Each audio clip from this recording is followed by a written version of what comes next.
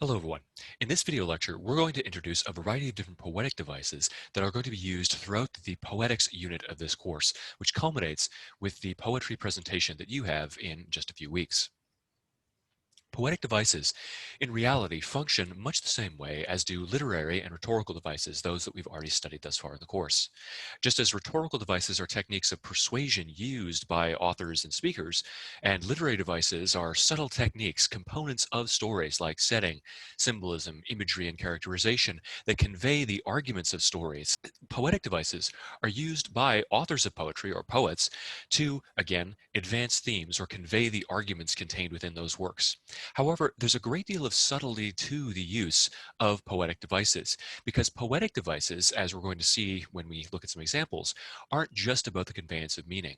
They're also primarily a means of emotional expression. In the same way that every single symbol or image or piece of description evokes a kind of emotional response in the context of a story. We're meant to feel something when we're presented with that image of Jerry, the blood vessel bursting in his nose as he rises from the waters almost half dead. That image does not just convey a kind of stolid theme from the work. It is not merely an expression of an argument or idea. It's also, like all art, meant to evoke some kind of emotional response. In the same way, poetic devices skirt that line between the, well, delivery and conveyance of a kind of thematic argument and a structural evolution to the piece that allows the poet to convey meaning, but also to provoke emotion. Usually, these literary devices, I should say, these poetic devices, either parallel or contrast the emotional effects of the poem. A poem is designed to make you feel something, right? Every single work of art is. However, the way in which that poem is structured and the kinds of poetic devices, the sounds of the poem itself, oftentimes can be designed to either parallel and highlight the emotional experience of the events described in the poem or the situations described in the poem, or to run counter to it, to introduce some kind of complicating factor so that the poem, as it falls on our ears, provokes through its sound alone a feeling that is either, well, directly parallel to or in contrast with the emotions of the situation. These poetic devices oftentimes also give us a guide to reading the poem out loud, because poetry is not meant to be read, really. Poetry, like plays, are meant to be heard. They're meant to be seen performed. The poetic devices inside of a work of poetry oftentimes provide to us indications as to the pauses, the connections between words, and the overarching way in which the work is supposed to sound and fall on our ears. As we look at these poetic devices, we're thinking about how they influence the, the pauses or the way in which the work flows as we speak it. We're going to take a look at a large repertoire of poetic devices. And from there, we will continue on and apply some of them, looking at specific examples in the context of the poetry that we study over the next couple of weeks. First, the first poetic device is consonance. Consonance is a repeated consonant sounds within a phrase, line, or sentence. An example of that from my favorite poem, The Raven by Edgar Allan Poe, would be, "And the silken, sad, uncertain rustling of each purple curtain." Now, obviously, if I was delivering that poem, I wouldn't emphasize it in quite that way. I highlight that repeated consonant sound just for the purposes of this illustration, but it would be a more subtle, eliding sound as the words begin to hiss together in the context of the actual presentation or recitation of the poem. The next poetic device that I'd like to discuss is alliteration. Alliteration is a kind of consonance, and it's one that you're more familiar with, the term at least. Alliteration is repeated consonant sounds at the beginning of words placed near each other. So it's a more specific kind of consonance, usually on the same or adjacent lines in a poem. And the silken, sad, uncertain rustling of each purple curtain. So the silken, sad would be alliteration, but the silken, sad, uncertain rustling of each purple curtain would be consonance, because consonance has that S sound here repeated inside words. It doesn't matter if it's at the beginning or inside words. All of that is consonance. We have 4 examples of it here. Alliteration, we only have the 2, the silken, sad, uncertain rustling of each purple curtain. Now, interpretation of these kinds of poetic devices like consonance and alliteration is largely subjective in the sense that it depends on how the sounds fall on your ears. In other words, if you're speaking one language or another, the kinds of flow and the natural cadence of that language is naturally going to be different from any other. It will result in different subjective, emotional, personal responses to the sounds of words. Likewise, as you hear something like the repeated silky hissing sound of the silken, sad, uncertain rustling of each purple curtain, you might feel something differently than another person who hears it. However, there are some commonalities that we can draw when we're looking at a specific example of repeated sounds or repeated consonant sounds. And we can contrast them against the effects of other repeated consonant sounds. And what I mean by that, we can illustrate by way of an example. That repeated S sound provokes a different response on an instinctual level. It falls on our ears differently than, let's say, several repeated harsh G sounds. As an example, the gaggle of gossiping grandams gaping. That G is harsh. It creates this kind of drumbeat sound that bangs against our heads. It's a fundamentally different emotional experience than the silken, sad, uncertain rustling. There's this elision as everything flows together smoothly through that S sound. Whereas with the repeated G sound, it's like you're being beaten about the head by each of those harsh, guttural G sounds, right, one after the next. So as you look at these different devices, one of the ways that you can interpret them is thinking about how that sound falls on your ear, how it forces you to read the sentences out loud. What sound does that have? And what does that sound actually do to the reading? If there's a moment in a poem when I hear this repeated harsh guttural G sound that I know is almost violent in its repetition, then I can look at what the poet is saying at that moment in the poem, and I can think, why does he want me to feel this way? Or why does she want me to feel this way by presenting these repeated harsh guttural G sounds? So maybe there's something in the poem that on an emotional level is going on that is conveyed by the way this guttural G sound repeats and the feelings that is meant to create. Or maybe there's something going on in that moment of the poem. As I'm reading, maybe everything seems on the surface of the description to be fine, but the poet is consciously trying to subvert or undercut that, surface placid calm of the poem with these harsh G sounds. So there's this incongruity. Everything seems like it's going all right for the character or for the speaker, but those sounds indicate that there's something wrong. There's this building tension by way of the, consonants here. So when you're looking at these kinds of poetic devices, think about the feelings that are created by the sounds of the poem and what's going on the surface in terms of the literal events of the poem. Is there a direct correlation, or is there some kind of violation, or is there some kind of incongruity that results in an indication that there's more going on in the poem? Now, another kind of poetic device that we'll be looking at is assonance. Assonance, like consonance, is the repetition of particular sounds. In this case, however, it's the repetition of vowel sounds in words that are placed near to each other, usually on the same or adjacent lines. And the silken, sad, uncertain rustling of each purple curtain. Again, I've emphasized that. I wouldn't, if I was reading it aloud, I would just say, and the silken, sad, uncertain rustling of each purple curtain. However, the sounds themselves, that assonance remains. Again, thinking about the effect, the emotional effect that each of these different sounds has on the ear. These kinds of poetic devices, purple, curtain, can create a sing-song tone to a piece. They also might direct your attention to the connections between phrases or words inside of a poem. The repetition of harsh sounds can create a sense of discord and discomfort. Right? For instance, the grim, ungainly, ghastly, gaunt, and ominous bird of yore, from The Raven, the poem that I mentioned earlier on. Other poetic devices, and these are ones that we're going to look at in a little bit more detail.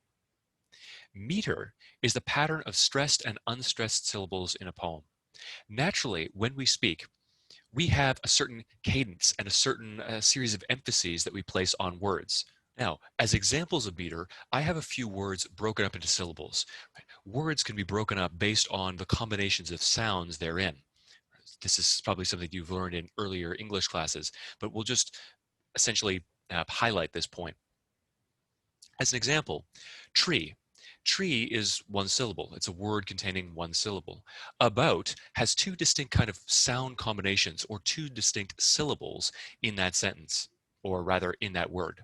So, as a definition of syllable, just so we're all on the same page, a syllable is a unit of spoken language that is the next bigger one than a speech sound and consists of one or more vowel sounds alone, or of a syllabic consonant alone, or of either, with one or more consonant sounds preceding or following. That sounds like a complex definition, and it is, but we'll look at a few words and break them down into their syllables. One or more letters, such as a syl, la, and bol, in a words, such as syllable, usually set off from the rest of the word by a center dot or a hyphen and roughly correspond to the syllables of spoken language and treated as helps to pronunciation or as guides to placing hyphens at the end of a line. That's, again, rather a complex definition. But we look at the word syllable, and we can see that there are three distinct emphasized or de-emphasized components of that word. Syl, la, bol. So that would be a word with three syllables. There are three distinct sounds that our mouth sort of conforms to and presents in that word.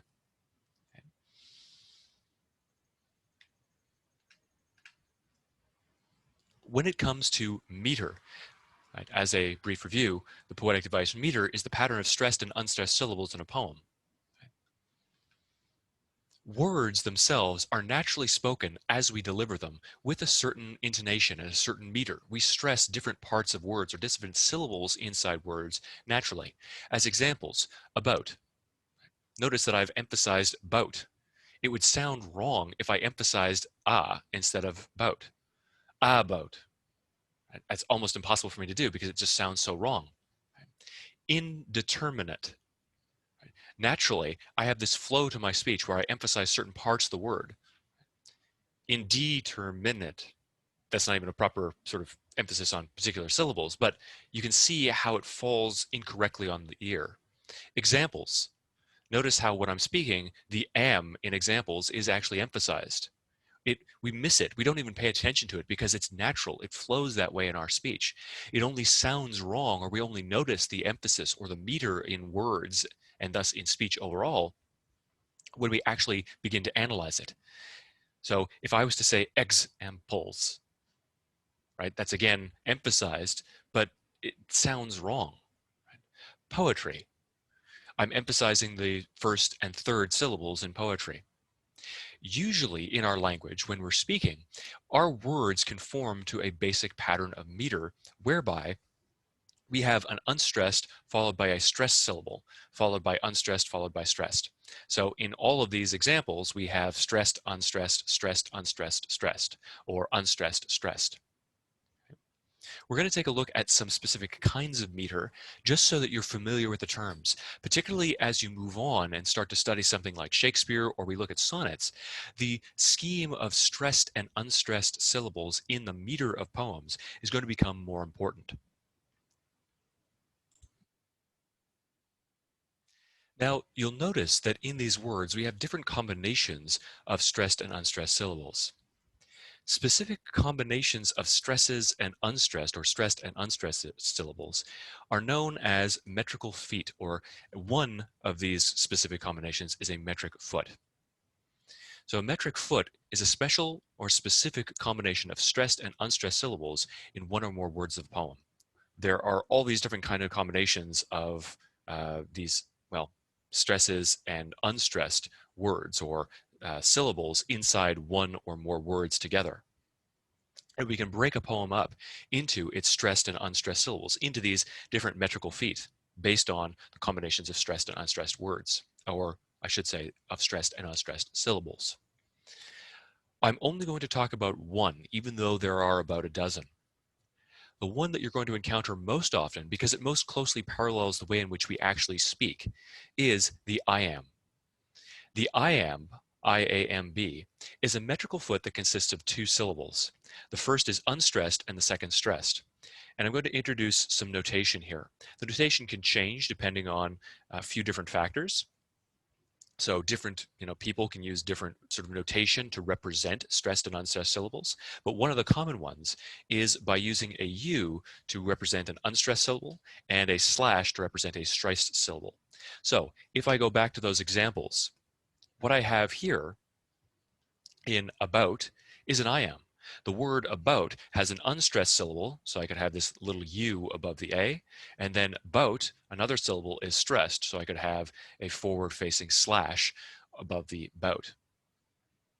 Indeterminate, right, has stressed, unstressed, stressed, unstressed, stressed. Now, the metrical foot doesn't have to be just within one word. Indeterminate would be part of a much larger sentence if I was writing that sentence with indeterminate in it.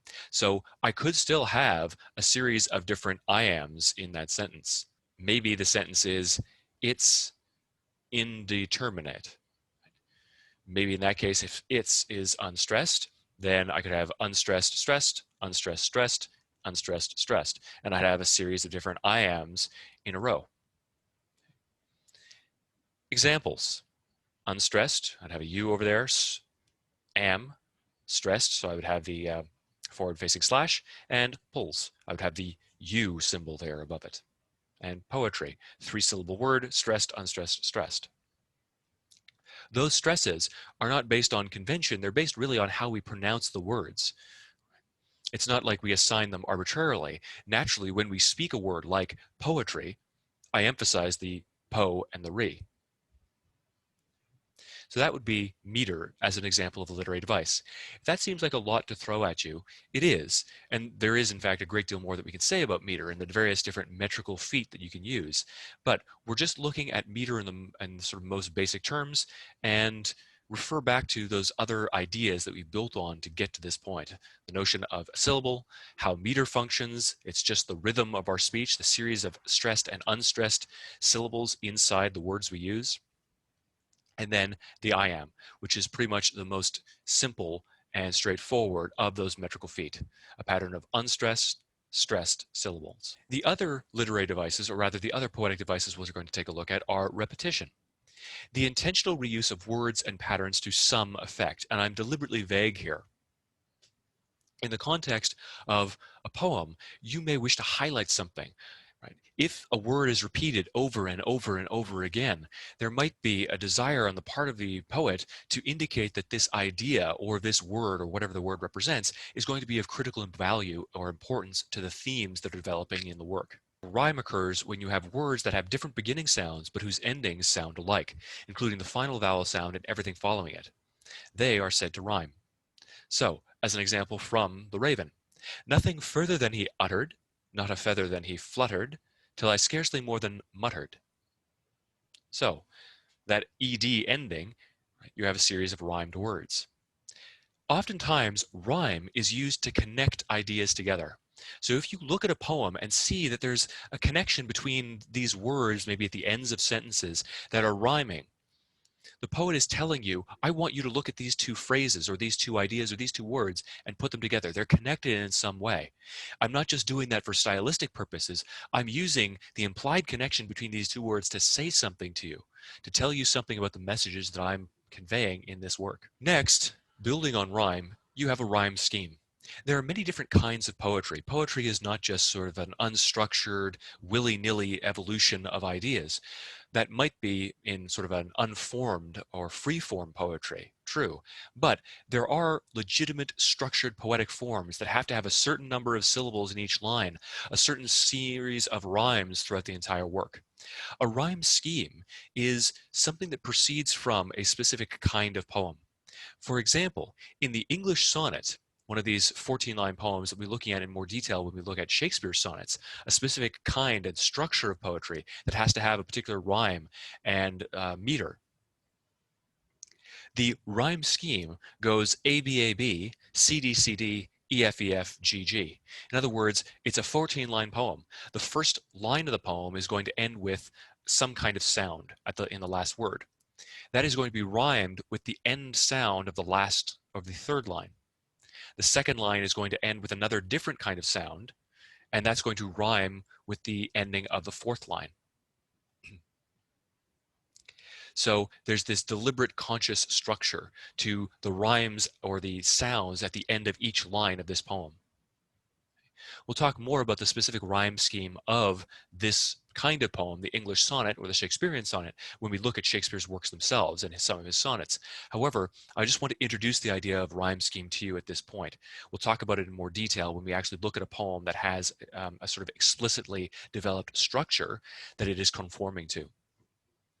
However, poets can oftentimes intentionally, consciously manipulate the rhyme scheme. They can violate the rhyme scheme that's imposed by the structure of the poem that they're working with. Right? An English sonnet is supposed to have this rhyme scheme of A, B, A, B, C, D, C, D, E, F, E, F, G, G.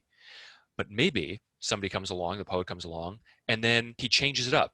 He has one of those lines at the end of that little couplet with the G, G, not good game, but the last two lines of the poem. He has that and it doesn't rhyme. That is telling you something.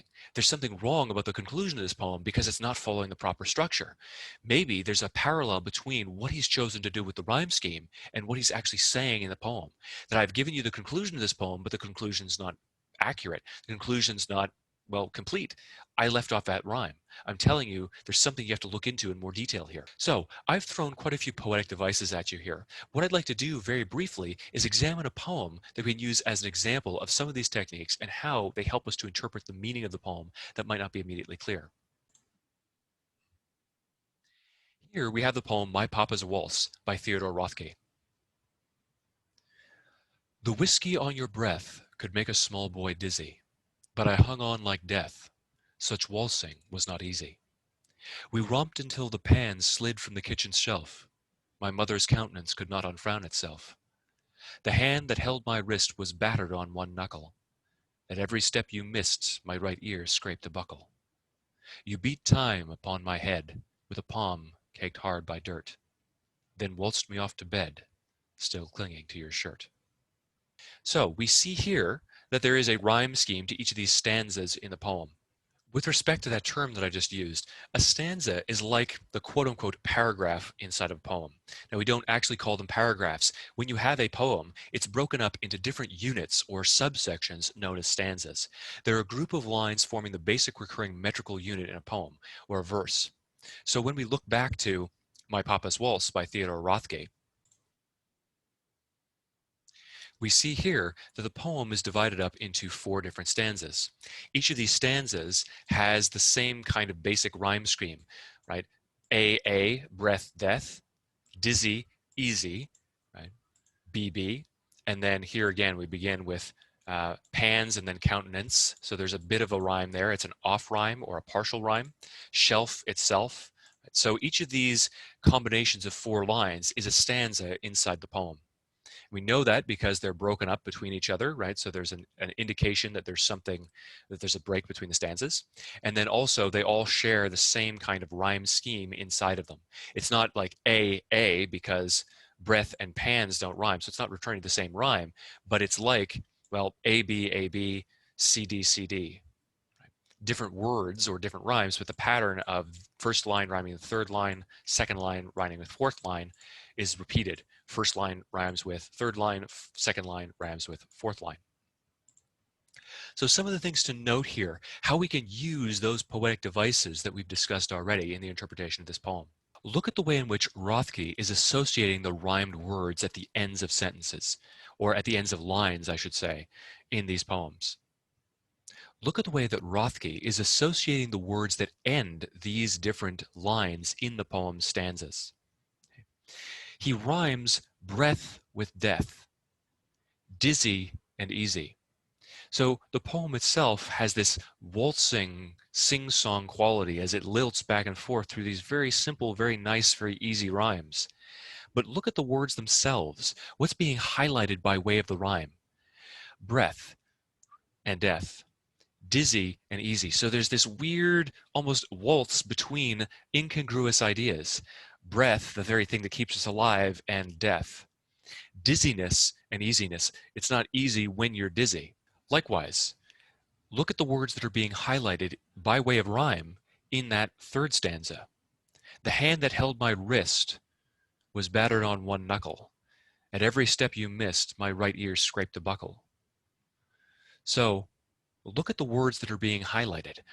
Knuckle and buckle. His wrist is being clung onto. The language that's being used. You beat time upon my head with a palm caked hard by dirt, and then waltzed me off to bed still clinging to your shirt. As we think about the language that's being used, the images that are being presented, and this strange back and forth between something wonderful and pleasant like breath, and something horrifying and disturbing like death, dizzy and easy, we get the sense that the poem itself is in a bit of a waltz. It's waltzing back and forth between these incongruous, well, connotations of positive and negative.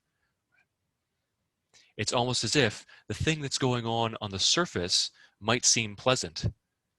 You begin with breath, but then it transitions into death. Many people who read this poem have suggested that that is an intentional aspect of its presentation, of what appears on the surface to be a pleasant dance between a father and his child. What we have in the words that are emphasized and the way the poem swings back and forth between positive and negative connotations, waltzing in itself, is arguably a presentation of abuse.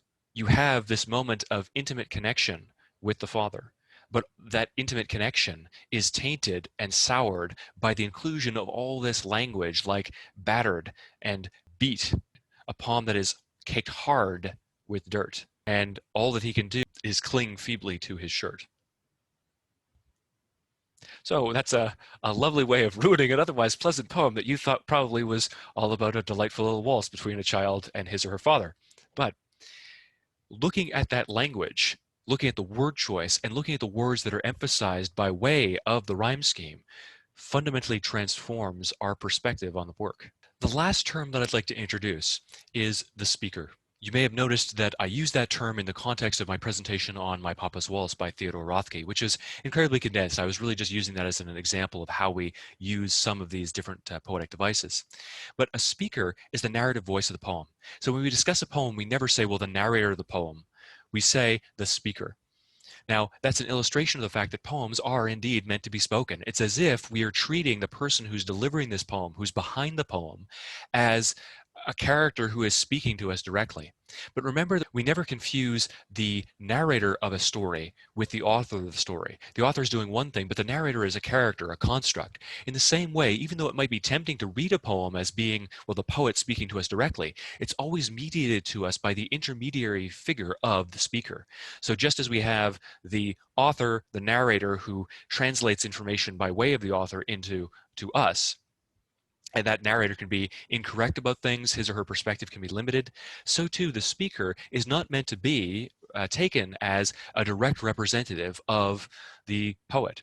The speaker is always a construct. It's a mask that the poet wears. So we're going to take some of these concepts and begin to apply them to the William Blake poems that you had to read for this coming week during our next interactive class.